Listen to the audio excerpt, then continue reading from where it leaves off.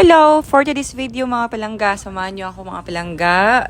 Mag-shore leave pala kami ngayon mga stewardess. Yay! Today is our day off mga palangga. Yan mga palangga, hinatid pala kami sa isa sa mga dekhan namin papunta sa labas. Kasi nakaangkorahe lang kami sa gitna ng dagat mga palangga. And this time, nakalabas na nga tayo. Andito pala tayo mga palangga ngayon sa Marmaris City, part po ng Turkey, Mugla, Turkey. So halos mga Turkish people ang nandito mga palangga. Pero itong lugar na to, Marmaris, is sikat po siya sa mga tourist spots po. Marami mga dumadayo dito, mga iba-ibang lahi, mga palangga. And isa na din kami doon sa mga turista, charot. Diba? Ang ganda-ganda ng mga co-stewardess ko. Yan. Naghahanap pala kami mga palangga ng mga makakainan.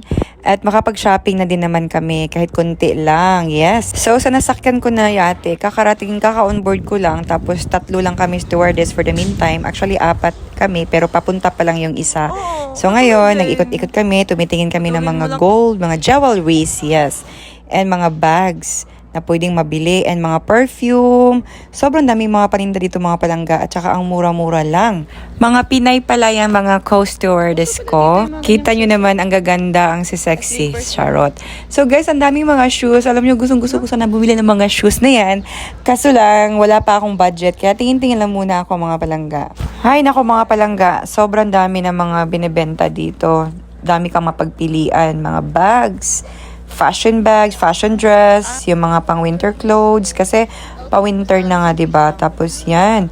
Sobrang daming mga sunglasses, Versace, Bulgari, YSL, grabe, Dior, Gucci, mga pagpili ka mga palangga. Pili ka lang, charot.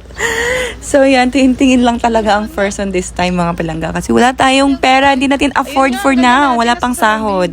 Lumabas lang muna kami dahil gusto namin maaliw muna kasi you know, sobrang heavy ng duty namin and kakain din kami ng ibang food sa labas.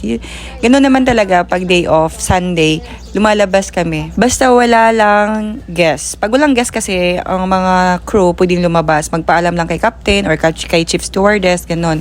But this time, kasama namin yung chief stew namin. Alam niyo mga palangga, nag-ikot-ikot kami sa buong Marmaris na syudad nila yan. Ang ganda ng view, ang ganda ng mga ano nila. Kahit maliit lang siya na city, pero sulit. Maraming mga turista. Yan, pumasok kami sa muse nila. Kaso may entrance pala, $100. Kaya wag na te. Sobrang mahal, $100. Kasi alam mo yung mga utak namin dyan, kina-convert namin yung pera. Yung parang dollar siya, pero kina-convert namin into peso. Kasi pag $100, equivalent to 5,000. Grabe ang mahal. Entrance lang yun. Kaya alam niyo naman, mga Pilipina tayo. Nagtitipid ang mga palangga natin. So, hindi na kami pumasok mga palangga. Pero by next time, papasok kami doon. So, yan. Buti pa yung pusa. Pa-relax-relax lang. Charot. Yan, nakakita kami ng magandang dilag. Charot lang. At dahil nagutom na kami mga palangga, pumunta kami sa Starbucks.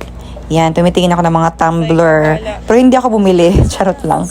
And yan, nakapili na ng food yung chief stew namin. Kaya naghanap kami ng pwesto sa labas mga palangga. Yan, yung chief stew namin. And kasama namin yung isang palangga natin, si Queenie. Yan po yung isang stew natin. And yan, pa-drinks na lang yung mga first na yan. Then alam nyo ba, sobrang lamig niyan. Hindi kami nakapagdala ng jacket. My God, wala siyang snow pero yung hangin niya sobrang lamig. Kasi yung sa ibang area, ibang lugar na kalapit na city, may snow doon. Kaya yung parang yung hangin na galing doon, papunta doon sa area namin. Sobrang lamig mga palangga. Sobrang nagsisi ako, ba't hindi ako nagdala ng jacket. Buti pa yung chips to, nakapag-jacket siya. And daming mga yate dito mga palangga. Kasi itong Marmaris, mostly dito tinatambay mga yate. Kasi dito yung pag winter, dito tinatago yung mga yate, ganun.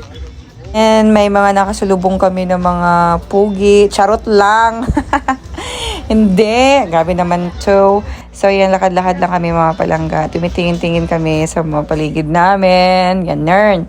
And finally, umuwi na lang kami mga palangga kasi nga sobrang lamig na sa labas. Din wala kaming jacket. Nanginginig na kami, pati buhok ko naninigas na mga palangga. Pagkatapos naming mag-snacks, kaya nagpahatid na kami sa yate. So, this time, nasa yate na yan. Nandiyan ako sa taas. Binivideohan ko yung paligid. Sobrang daming yate mga palangga.